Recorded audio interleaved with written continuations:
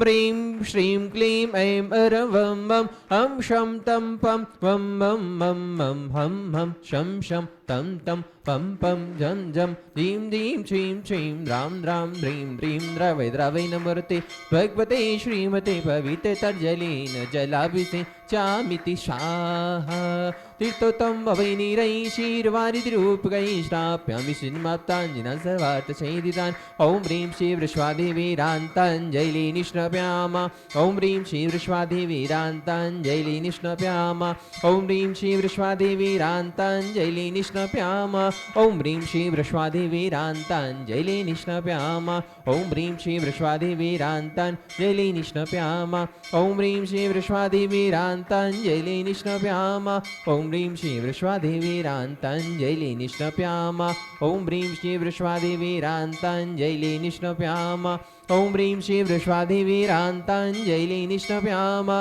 ह्रीं श्रीवृष्वादेवीरान्ताञ्जलि निष्णप्यामति स्वाहा। शिवीतरागाय नमः। ओम ह्रीं नमो रिहंताणं नमो सिद्धाणं नमो आर्याणं नमो वज्रायणं नमो लोये सबसावडं चत्तारी मंगलम अरंता मंगलम श्रद्धा मंगलम साहु मंगलम केवली प्रणतो धम्मो मंगलम चत्तारी लगोत्तमा अरंता लगोत्तमा श्रद्धा लगोत्तमा साहु लगोत्तमा केवली प्रणतो धम्मो लगोत्तमो चत्तारी शरणं पवजामि अरंते शरणं पवजामि सिद्धे शरणं पवजामि साहु शरणं पवजामि केवली प्रणतं धम्मं शरणं पवजामि। ओम ह्रीं अनादि मूलमंत्र नमः सर्व शांतिम तुष्टिम पुष्टिम च कुरु कुरु। ओम नमोते भगवते प्रक्षिणा से कलमेशा देवते जो मूर्ते नमः श्री शांतिनाथा शांति करा सर्वविघ्न विनाशना सर्वकुलसना सर्वचोदो विनाशना सर्व छामडामर विनाशना। ओम राम असे असी उसे नमः सर्व शांतिम कुरु कुरु। ओम रूम छुम फुट कीटिम कीटिम घाताय घाताय पर विज्ञान स्फोट स्फोट शेष खंडान कुरु कुरु परमंत्रान चिंचिन परमंत्रान भिन्न भिन्न छ हम फुट सर्व शांतिम कुरु कुरु। ओम ह्रीं श्रीं क्लीवरम अस्य विषयानाद विद्येड मुरिंताहम ओम शिव शांतिम कुरु कुरु। ओम आहराम श्री ह्रीं आहरुम हुरुम सहर जगदभिनसने ह्रीं श्री शांतिनाथाय नमः सर्व शांतिम कुरु कुरु। ओम ह्रीं श्री शांतिनाथाय सुक्तरु सत्प्रातिहर मंडिताय असुक्तरु सत्प्रातिहर संप्राय हिमलु बीजा शब्द शांतिकर नमः सर्व शांतिम कुरु कुरु। ओम ह्रीं श्री शांतिनाथाय सुरपुष्पृष्टि सत्प्रातिहर मंडिताय सुरपुष्पृष्टि सत्प्रातिहर सुरप्राय हिमलु बीजा शब्द शांतिकर नमः सर्व शांतिम कुरु कुरु। ओम ह्रीं श्री शांतिनाथाय चाम्रोज्जल सत्प्रातिहर मंडिताय चाम्रोज्जल सत्प्रातिहर शोभनप्राय हिमलु बीजा शब्द शांतिकर नमः सर्व शांतिम कुरु कुरु।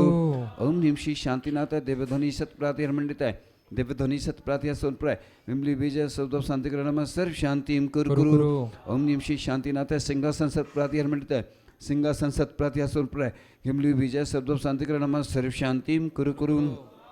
ओम ह्रीं श्री शांतिनाथाय भामंडल सत्प्रातिहर मंडिताय भामंडल सत्प्रातिहर सोनप्राय जिमली विजय शब्द शांतिकर नमः सर्व शांतिम कुरु कुरु। ओम ह्रीं श्री शांतिनाथाय द्वंद्वी सत्प्रातिहर मंडिताय द्वंद्वी सत्प्रातिहर सोनप्राय सिमली विजय शब्द शांतिकर नमः सर्व शांतिम कुरु कुरु। ओम ह्रीं श्री शांतिनाथाय छत्र सत्प्रातिहर मंडिताय छत्र सत्प्रातिहर सोनप्राय खिमली विजय शब्द शांतिकर नमः सर्व शांतिम कुरु कुरु। ओम ह्रीं श्री शांतिनाथाय प्रातिहष्ट सहिताय बीजाष्ट मंडन मंडिताय सर्वविघ्न शांतिकराय नमः सर्व शांतिम कुरु कुरु। तब भक्ति प्रसाद लच्चे पुरराज के पदभ्रष्टो दौदारित दो भवदुर सचक्र परचक भवदुर प्रचंड पमनाल जदो भवदुर साकनी डाकनी भूत प्रसाद कितु ददुर वृक्ष व्यापार भतुर्नाम विनाश न भवतु श्री शांतिरस्तु सदास्तु शिवमस्तु सदास्तु जयोस्तु सदास्तु नित्यमारोग्यमस्तु सदास्तु। अस्माकं परम पूज्य आचार्य श्री विद्यासागर जी महाराज के से परम पूज्य आचार्य श्री समय सागर जी महाराज सत्संग के स्वास लाभेतु 3 कम 9 करोड़ मुनिराजों के स्वास लाभेतु विश्व के समस्त रोगियों के स्वास्थ्य लाभ हेतु मुनि श्री धर्म सागर जी महाराज के स्वास्थ्य लाभ हेतु मुनि श्री आदि सागर जी महाराज के स्वास्थ्य लाभ हेतु एवं सबकी विघ्न बाधाएं दूर सबके कष्ट दूर हों। आज के शांतिकर्ता प्रथम शांतिकर्ता श्री नरेंद्र कुमार जी साधना जी पीयूष पारुल पार्श्वी तक्ष निशांत रोहित परयुल किशुंग सजल अमित रोहित आदित्य संस्कार अभिषेक प्रतीक अनमोल प्रवीण यतेंद्र भावेश जी अक्षय दिव्यांश समस्त मित्र मंडल परिवार जबलपुर से द्वितीय शांतिकर्ता श्री मूलचंद जी अनिल जी झांझरी लीला देवी जी दिवस जी मोना अंकित ऋचा भाविक भव्यजन झांझरी परिवार अनीश मौसम अंश अंशिका जन बड़जात्या परिवार नलवाड़ी आसाम से श्री राजकुमार जी विनोद कुमार जी दिलीप कुमार जी सीमा देवी जी रचित जी मौलिक जी बड़जात्या परिवार जशपुर से श्रीमती कांता जी अमीश श्वेता देशना पानवी कटारिया परिवार राजमहल वाले कोटा राजस्थान से रमेश चंद जी चिंतामणि नवीन जी रिंकू अनिल मोनिका विदेही पारस प्राची पलक नितेश पूजा अनिल जया विदेवेश आदित्य कोटा से दोरिया परिवार। संदीप जी, नतांशा, गर्विता, अविनाश, वैशाली, अंशिका, अदिशा, समस्त डूंगरवाल परिवार कोटा राजस्थान से। प्रतीक जी, विनीता जी, मैना, अनाया, तनिषा, नितिन, स्वप्निल, माही, सोरा, लोकेश, रुचिता, मुग्धा, मोक्षिता जैन कोटा राजस्थान से। श्री महेंद्र जी, वर्षा, भाविश, वेद परिवार जबलपुर, पिसानारी मड़िया जबलपुर से। श्री अशोक कुमार जी, श्रीमती उषा जी, आशीष, मेघना, अनिल जी, मेघा, मीत, हिति, झील, माही, शुभ, परी, दीपेंद्र, श्वेता जैन जबलपुर से शाह परिवार। श्री प्रासू जी, नायक, प्रवीण जी, संगीता, अग्रिम जैन नायक गोसलपुर से। श्री अशोक जी, शशि, मयूर, निर्मला जैन कोटा से। श्री राजकुमार जी, सपना जी, परियोल, अक्षत जैन, राशि, श्रेया जैन जबलपुर से। प्रवीण जी, नीरज जी, प्रतीक जी, प्रियंका दीदी शाह परिवार जबलपुर से। प्रदीप जी, अर्चना, यतेंद्र कुमार जी, अभिषेक कुमार जी, गोशलपुर जबलपुर से। प्रदीप जी, अजमेरा रांची के स्वास्थ्य हेतु। प्रति शाविका, नीलम जी दीदी कोलकाता से शाह परिवार। नित्य शांतिहारा पुण्यार्जक है कोलकाता से। सुमिरमल जी, नर्मदा देवी जी, अजय रिमकोलवी, विकी कुसाक, लवन्या, भव्या तक्ष चूड़ीवाल परिवार। विशेष शांतिहारा पुण्यार्जक है कानपुर से संस्थापक सदस्य श्री महेंद्र जी कटारिया जन्मदिन के उपलक्ष्य पर। मनीष जी, पूजा, मनन, स्नेहा, काव्या कटारिया परिवार। शिवनी से निर्मल कुमार जी के जन्मदिन के उपलक्ष्य पर श्रीमती सुनीला जी जैन शाह परिवार। और जिन्होंने जन्मदिन के उपलक्ष्य पर शांतियाँ कराने का सौभाग्य प्राप्त किया, जबलपुर से फूलचंद जी के जन्मदिन के उपलक्ष्य पर। तिलारगढ़ ओडिशा से सत्यनारायण जी के जन्मदिन के उपलक्ष्य पर। गांजियाबाद श्रीमती ममता जी के जन्मदिन के उपलक्ष्य पर। भोपाल से दिनेश कुमार जी के जन्मदिन के उपलक्ष्य पर। जयपुर से जितेंद्र जी गंगवाल जन्मदिन के उपलक्ष्य पर। गढ़गांव से संस्थापक से सचिन जी के जन्मदिन के उपलक्ष्य पर। जबलपुर से श्रीमती नेहा जी, धर्मपति अतुल जी, पुत्र अनवी, अनाया, आन्या, श्रीमती विभा, श्रीमती सुलोचना जी, फूलचंद जी के उत्तम स्वास्थ्य लाभ हेतु। कानपुर से सिद्धार्थ जी के स्वास्थ्य लाभ हेतु। सरलाबाग कागरा से रूबी जैन, धर्मपत्नी अनुज कुमार जी के स्वास्थ्य लाभ हेतु। तुष्टिरस्तु, सदास्तु, पुष्टिरस्तु, सदास्तु, समृद्धिरस्तु, सदास्तु, कल्याणमस्तु, सदास्तु, सुखमस्तु, सदास्तु, अभिवृद्धिरस्तु, सदास्तु, दीर्घायुरस्तु, सदास्तु, कुलगोत्र धनानि सदा सन्तु, सदास्तु, सद्धर्म शिवलायु आरोग्य ऐश्वर अभिवृद्धिरस्तु। सदास्तु। ओम ह्रीम अरहम संपूर्ण कल्याण मंगल रूप मोक्ष प्रसाद भवतु। संपूजिकानां प्रतिपालकानां यतीन्द्र सामान्य तपोधनानां देशस्य राष्ट्रस्य पुरस्य राज्ञा करोतु शांतिं भगवान जिनेन्द्र, करोतु शांतिं भगवान जिनेन्द्र, करोतु शांतिं भगवान जिनेन्द्र। उद्भूष भीषण जलोदर भार भोगना शोच्यं दशामुपगता च्युत जीविता सा। तत्पाद पंकज जो मृत दिग्ध देहा मर्त्या भवन्ति मकर ध्वज तुल्य रूपा। भगवान के मस्तक के ऊपर छत्र सुशोभित करेंगे। वहाँ मूल नायक भगवान के ऊपर भी जो सबसे बड़ी शांतिधारा की जो जिन्होंने बोली ली ना वो चले जाएं। मूल नायक तीनों भगवान के ऊपर हाथ लगाना है सिर्फ, है ना। छत्र तो लगा है, यहाँ पर अलग लगाएंगे लोग, उधर भी लगाएंगे भगवान के ऊपर। छत्रत्रयं तव विभाति शशांक कांत मुच्चैस्ततं स्थगित भानुकर प्रतापं मुक्तफल प्रखर जाल विवर्ध शोभं प्रख्यापयति जगता परमेश्वरतम।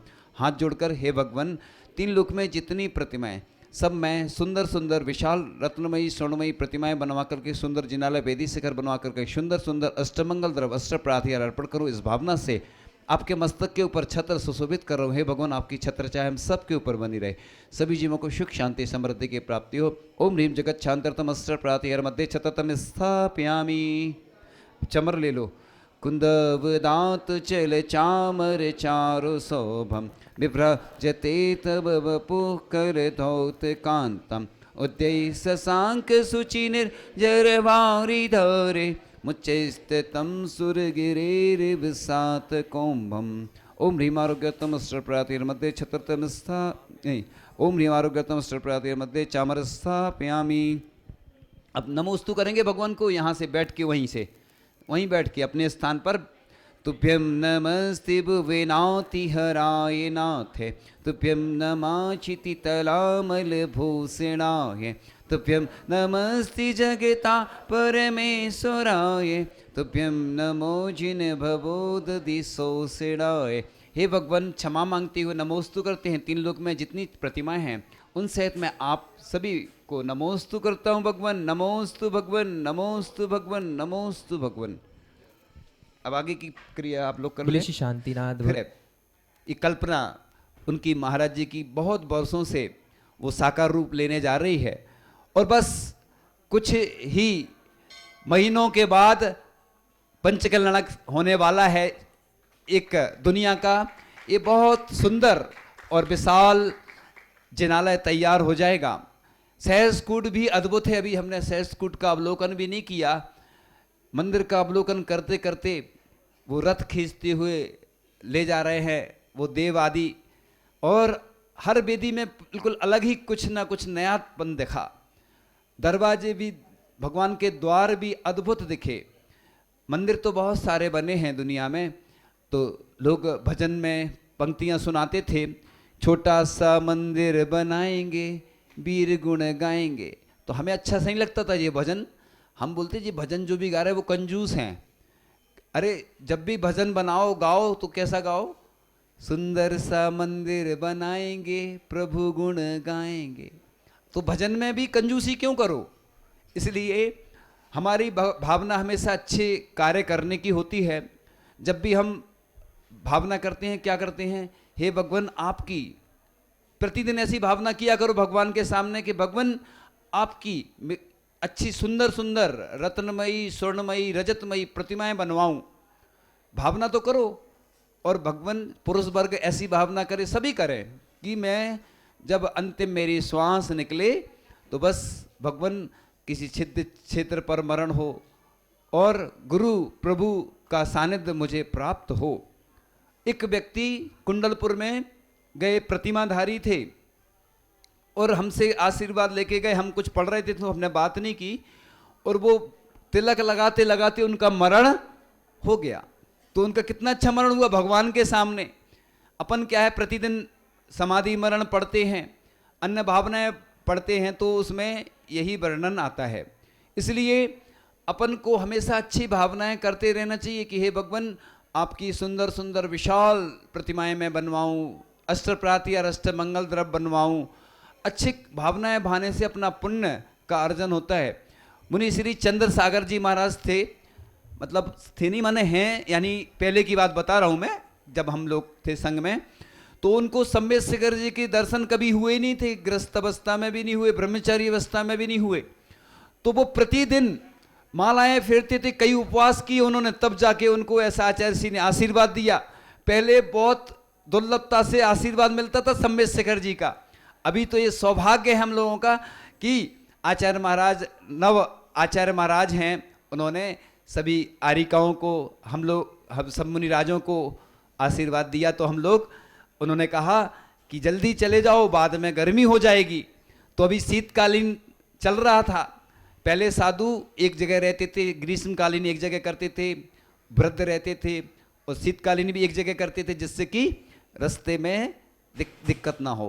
लेकिन यहाँ भी शीतकालीन चल रहा है, तो बस ग्रीष्म हो या शीत हो, साधु आगे बढ़ते चले जाते हैं, बस आस्था की उमंग लिए कि बस हमें उन सिद्ध परमेष्टियों के चरणों के कब दर्शन हो।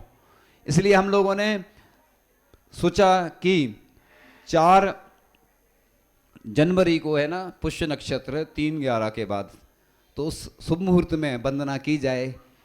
और वंदना तो कभी भी कर सकते हैं, लेकिन एक शुभ मुहूर्त में, एक स्वाति नक्षत्र एक आता है ना, तो उसमें स्वाति नक्षत्र की जो बूंद होती है वो सीप के अंदर जाती है तो मोती बन जाती है, सर्प के मुख में जाती है तो जहर बन जाती है, नीम की उसमें जाती है तो कड़वी हो जाती है। इसी प्रकार से श्री जी के ऊपर अगर वो बूंद गिर जाती है तो क्या बन जाती है, गंधोदक बन जाती है, पूज्य हो जाती है, वह जल भी पूज्य बन जाता है। तो इस मुहूर्त का भी कुछ न कुछ असर होता है। इसलिए बसंत आता ना, तो आचार्य जी बोलते थे आया बसंत पाला उड़ंत। बसंत पंचमी का भी एक मुहूर्त होता है। ये मुहूर्त ऐसे विरले मुहूर्त होते हैं, इसलिए ऐसे मुहूर्त में वंदना करने से विशेष फल की प्राप्ति होती है, ऐसा ग्रंथ में उल्लेख आया है। इसलिए अपन प्रयास करें, नियम लेके जाएं कि कुछ खाएंगे पिएंगे नहीं। कोई डॉक्टर बोल दे, वैद्य बोल दे कि तुम्हें इतने दिन नहीं खाना, तो कैसे रह जाते बताओ, या मिलता नहीं है तो कई बार ट्रेन खराब हो गई कोई गाड़ी खराब हो जाती और भोजन है नहीं आपके पास, जंगल में हो, रास्ते में हो, जहाँ कोई साधन नहीं है, तो मजबूरी में और 10 लक्षण में भी उपवास कर लेते, लेकिन अभी बात आएगी तो बिल्कुल टूट पड़ते हैं। तो प्रयास करो कि हम जा रहे हैं तो संकल्प लेके जाएं, नियम लेके जाएं, तो फिर सब कुछ हो जाता है। प्रभु भक्ति में वो शक्ति है कि मुक्ति मिल जाती है। इसलिए हम भी ब्रह्मचारी अवस्था में जब सम्य शेखर जी आए थे, 3-4 वंदना की होंगी और पैर में चोट लग गई, वापस जाना पड़ा। तो और तीर्थ तो छूट ही गए थे, पंचतीर्थ। तो प्रयास करने से, भावना भाने से, विशुद्धि बढ़ाने से, माला फेरने से, साधना करने से, साधना अभिशाप को वरदान बना देती, ऐसा आचार्य श्री हमेशा बोला करते थे। इसलिए ऐसी साधना करो, ऐसी तपस्या करो। आप साधु नहीं बन सकते हैं, तो आचार्य श्री ने मुकमाटी में लिखा है कि साधुओं के समागम से व्यक्ति संत बने या ना बने, संतोषी अवश्य बनता है। इसलिए ये दिगंबर जैन धर्म महान धर्म है, इसके संस्कार हमारे अंदर हमेशा जीवित रहें। क्वांटिटी और क्वालिटी, लोग सोचते हैं कि जैन कम क्यों हैं, क्योंकि जहाँ क्वालिटी होती वहाँ क्वांटिटी नहीं होती, जो क्वांटिटी होती वहाँ क्वालिटी नहीं होती। इसलिए अपने आप को गौरवशाली समझो। कई नगर गौरव होते ना, जो साधु बन जाते हैं उस नगर के गौरव हो जाते हैं, लेकिन अपन अपने आप को गौरवशाली खुद बनाओ। क्योंकि अपन ये नहीं सोचो कि मेरा कोई सम्मान करेगा, कोई मुझे तिलक लगाएगा, कोई मेरी पीठ थपथपाएगा। तुम अपनी पीठ खुद थपथपाओ, अपने आप को गौरवशाली महसूस करो कि मैं बड़ा सौभाग्यशाली हूँ कि मुझे जैन कुल मिला, जैन धर्म मिला। ऐसे परम पूज्य आचार्य श्री विद्यासागर जी महाराज जैसे तपस्वी संत का हमें सानिध्य प्राप्त हुआ। परम पूज्य आचार्य श्री समय सागर जी महाराज का हमें सानिध्य प्राप्त हो रहा है। बड़े तपस्वी साधु हैं जो हमें प्राप्त हुए हैं, और भी साधु संत हैं, मैं ऐसा नहीं कह रहा हूँ। लेकिन आचार्य श्री की तपस्या के बारे में हम जब चर्चा करते हैं, जब मैंने उनके संस्मरण पढ़े तो रोंगटे खड़े हो गए। वो 44 घंटे ध्यान लगाया उन्होंने। शमशान गए, लोग तो शमशान के नाम से डरते हैं, शुद्धि करना पड़ती है, वो जाते थे शमशान ध्यान लगाने। आप सोचो, एक बार कुंडलपुर में क्या हुआ कि सर्प निकल रहे थे। आचार्य जी जहाँ सोते थे ना, शयन करते थे, मंदिर था कुंडलपुर में ऊपर, वहाँ से ब्रह्मचारिणी दीदी निकली और उन्होंने देखा कि आचार्य जी के वहाँ से सर्प निकल रहे हैं। तो आचार्य जी को बताया कि आपके यहाँ से तो सर्प अभी निकले हैं। तो आचार्य जी बोलते, हाँ ये प्रतिदिन मेरे पाटे के नीचे शयन करते हैं। सोचो आप, तुम सर्प के नाम से अभी डर जाओ, और वो आचार्य जी के नीचे सर्प शयन करते थे। ऐसे तपस्वी साधु अभी जिनकी समाधि हुई है, और 27 जनवरी को, इसी 27 जनवरी को 2026 को उनका द्वितीय समाधि दिवस आने वाला है। मैंने पूर्व में भी कहा था, मैं तो प्रतिदिन इसलिए कहता हूँ कि उस दिन क्या करें अपन, तो कम से कम उनकी पूजन तो करें, करते ही हैं, लेकिन अच्छे से पूरे भारत नहीं पूरे विश्व में उनका समाधि दिवस मनाएं। और चूंकि मेरी बात पूरे देश विदेश में पहुंचती है, इसलिए मैं सबको बता रहा हूँ, अभी से जागृत कर रहा हूँ। लोग क्या करते, आलसी होते हैं, प्रभु भजन को आलसी और भोजन को तैयार, ज्ञानी ऐसे नरन को बार बार धिक्कार। अब तो और आलसी होते जा रहे हैं लोग। जब पहले से बता दो तो कहते हैं अभी तो टाइम है, और जब टाइम आ जाता तो कहते हैं अब समय नहीं बचा है, अब क्या करें, अब अभी मालूम चल रहा है। इसलिए मैं कोशिश तो यही करूंगा कि यहीं रहूं सम्य शेखर जी में, लेकिन अगर कहीं और जाता हूं तो और दिखाऊं। मेरा तो निश्चित अभी नहीं है, लेकिन गुरु का समाधि दिवस, ऐसे तपस्वी साधु जो 44 घंटे जिन्होंने ध्यान लगाया, ये वर्ल्ड रिकॉर्ड है उनका कि 2600 तो पूजन लिखी गई। अभी तक मैंने तो नहीं सुना किसी की पूजन इतनी सारी लिखी गई हो। उन्होंने नहीं कहा कभी, इतने सारे तीर्थ बने, उनके बारे में बताएंगे। तो आचार्य भगवान की बात जब करते हैं कि उस दिन अपन को क्या करना चाहिए, तो वृक्षारोपण भी करना चाहिए, है ना। वृक्षारोपण करें, गरीबों को कुछ आवश्यक वस्तुएं दान करें। जैसे आप देख रहे होंगे ठंड से अपने पास कितने सारे वस्त्र रखे रहते, अपन उपयोग नहीं करते हैं, लेकिन दान भी नहीं करते। हम रास्ते में विहार कर रहे थे तो पशु देखते थे, कुछ गाय वगैरह और भी जो पशु बाहर बंधे हैं, उनको ठंड लग रही है बेचारे, तो वो 6 ढाला की पंक्तियाँ याद आ जाती हैं। और वो नरक का वर्णन याद आ जाता है, और त्रियंचों के जो दुख हैं वो याद आ जाते कि देखो अपने पास तो सब कुछ है लेकिन पहनते भी नहीं हैं और दान भी नहीं करते, लेकिन बेचारे वो पशु ऐसे ठंड में, ऐसे गरीब व्यक्ति, इसलिए उनको आवश्यक वस्तुएं दान करें, उनकी पूजन करें, अन्न, उनके जो ग्रंथ हैं उनको मंदिर में विराजमान करें, और पूरे विश्व में जहाँ जहाँ उनके चरण स्थापित नहीं हैं अनुकूलता देख करके वहाँ की कमेटी से बात करके चरण स्थापित करवाएं। बाकी मैं सब करवा दूंगा, आप चिंता नहीं करो, मेरे पास सब व्यवस्था है, आपको बस अपनी व्यवस्था बनाना है। और मैंने कई जगह अभी आचार्य श्री के चरण स्थापित करवाए, वेदी स्थापित करवाई, क्योंकि मेरे जैसे भगवान होते मोक्ष चले गए, लेकिन हम उनको अरहंत परमेष्टि के रूप में, तीर्थंकर के रूप में मान करके उनका अभिषेक करते हैं, उनके दर्शन करते हैं। साधु संत हमेशा नहीं रह पाते, ऐसे ही आचार्य ऋषि भले ही हमारे बीच से शरीर के रूप में आज नहीं है, उनका शरीर चला गया, लेकिन उनके चरण वो चरण नहीं है, वो साक्षात परम पूज्य आचार्य श्री विद्यासागर जी महाराज ही हैं। उनके दर्शन करने से बड़ी एनर्जी मिलती है। और कई लोगों ने बताया कि जब मैं चंद्रगिरी गया और परिक्रमा लगाई, दर्शन किए, तो लोगों की भावनाएं पूर्ण हो गई। और मैंने बताया था कि मेरे अंदर शारीरिक शक्ति नहीं थी कि इतना 1100 किलोमीटर बिहार कैसे करूंगा मैं। चंद्रगिरी के बाद आचार्य जी के चरणों के दर्शन करते हुए आगे बढ़ते चले गए और देखा कि अलग ही एनर्जी आती चली गई। तो ऐसे अतिशयकारी है ना, सर्वरोगहारी मनोहारी ऐसे हमें आचार्य भगवान थे, जिनके कृपा से सबके रोग दूर होते चले जाते थे।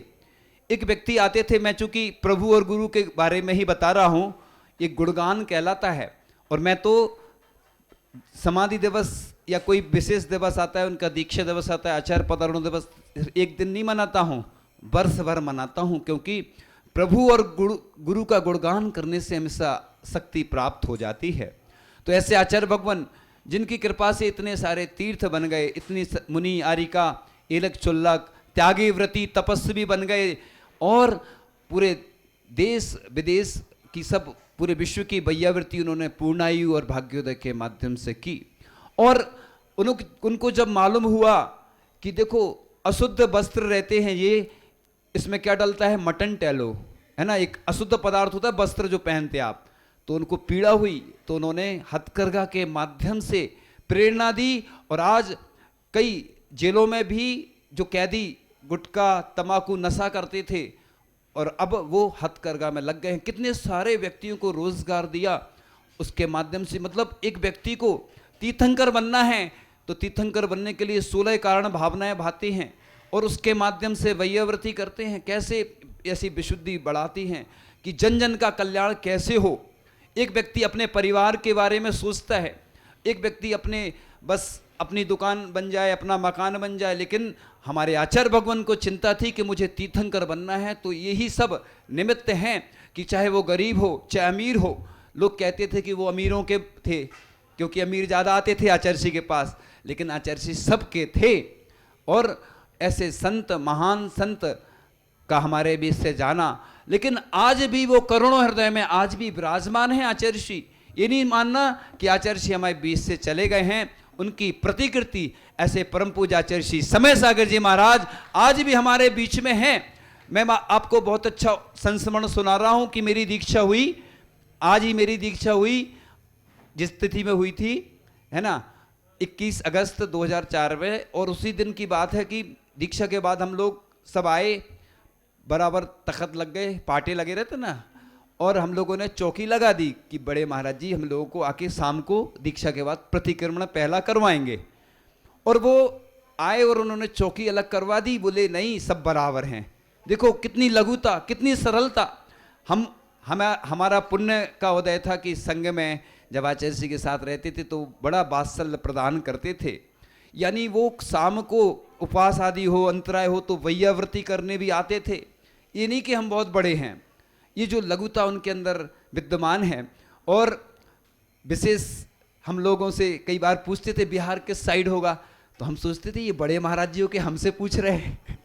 सोचो आप, कितनी लघुता, कितनी सरलता। ऐसे आचार्य महाराज हम लोगों को मिले हैं। तो ऐसे आचार्य महाराज की कृपा से हम यहाँ पर उनके आशीर्वाद से यहाँ पर वंदना करने के लिए सिद्धों की भूमि पर हमारा आगमन हुआ।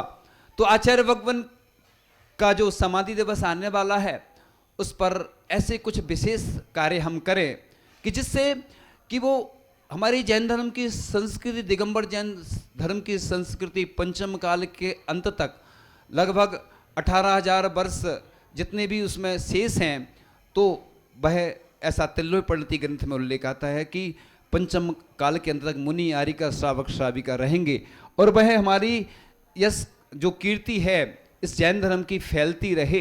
ये जिनालय हमारे साक्षात जिनालय नहीं है, ये पाषाण के जिनालय अनंत गुना पुण्य का अर्जन इससे होता है। इसलिए आचार्य ऋषि कहते थे आगे आने वाली पीढ़ी, युवा पीढ़ी मंदिर नहीं बनाएगी, इसलिए वो इतने सारे जो तीर्थ का निर्माण उन्होंने करवाया। प्रेरणा, मार्गदर्शन, सानिध्य प्राप्त की, मतलब उनके माध्यम से हम लोगों को सानिध्य मिला उनका। उन्होंने जो प्रेरणा दी इसीलिए दी कि कम से कम मैं चला जाऊंगा, लेकिन ये तीर्थ हमारे 2000 वर्ष तक जीवंत रहेंगे। ऐसे तीर्थ का निर्माण हमें करवाना चाहिए कि जिससे कि हमारी जो जैन धर्म की संस्कृति, जैन धर्म की सुरक्षित रहे। तो आज स्थितियां देख रहे हो आप कि लोग जब दान की बात आती है तो दान नहीं करते हैं, मोबाइल खरीदेंगे, कार खरीदेंगे, लेकिन जब दान की आएगी तो मंदिर के लिए, गौशाला के लिए, पाठशाला के लिए कई बार बहुत समस्याएं जाती हैं। तो आप लोग ऐसे ही सम्य शिखर जी आदि तीर्थों की वंदना करते रहिएगा और यही भावना भाते रहिएगा कि जिससे हमारे ये जीवंत तीर्थ हमेशा रहें। इन्हीं भावनाओं के साथ, चूँकि उस दिन भी समय हो गया था, आज भी समय हो गया है और ये तीर्थ पर लोग जो आते हैं वंदना करने के निमित्त से आते हैं, क्योंकि प्रवचन का कोई वो नहीं रहता है। कल नहीं हुआ था, लेकिन हमारी तो भावना है प्रतिदिन आचार्य ऋषि की नई नई पूजन हो। हमारी भावना थी कि 1008 पूजन हम करवाएंगे, 2600 पूजन हैं आचार्य ऋषि की, तो प्रतिदिन एक पूजन करवाएंगे तो तब जाकर कितने वर्षों में पूर्ण हो पाएंगी आपको मालूम है। तो इस प्रकार से आचार्य भगवान की कृपा से, यह आशीर्वाद से यह तीर्थ जो निर्माण हुआ है अति शीघ्र इसके पंचकर्णा को, और मैं भी यही भावना पाता हूँ कि पंच तीर्थ की वंदना अति शीघ्र हमारी संपन्न हो। यहाँ की वंदना तो करने की भावना है ही, और परम पूज्य मुनि श्री प्रमाण सागर जी महाराज को मैं यहीं से नमोस्तु करता हूँ कि उनका भी आगमन अति शीघ्र हो और है ना, उनका सानिध्य भी हमें प्राप्त हो। हाँ, तो इन्हीं भावनाओं के साथ परम पूज्य आचार्य गुरु श्री ईश्वर विद्यासागर जी महामुनि राज की, परम पूज्य आचार्य श्री समय सागर जी महामुनि राज की, 3 कम 9 करोड़ मुनि राजों की, जिनवाणी के ज्ञान ते सुझे लोकालो, सोबाणी मस्तक नमो सदा देत हूँ दो। हे जिनवाणी भारती माँ तो ही जपो दिन रैन, जो तेरी शरणाग है सो पावे सुख चैन।